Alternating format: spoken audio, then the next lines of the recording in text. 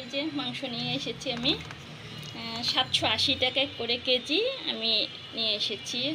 1000 টাকার মিল করে নিয়ে এসেছি।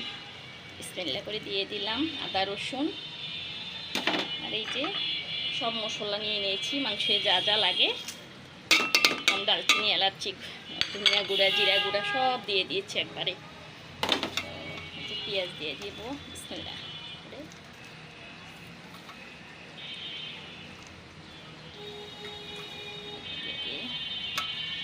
দিয়ে দিলাম, এখন মেখেছে বিসমিল্লাহ।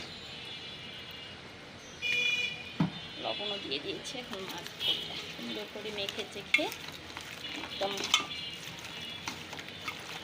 চুলা জ্বালিয়ে দিব।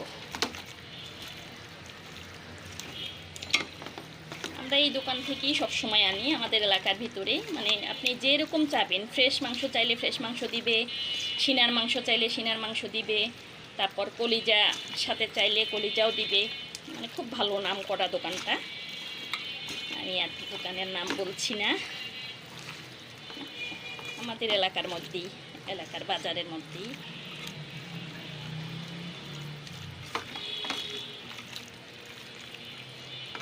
এই সব দিয়ে দিলাম।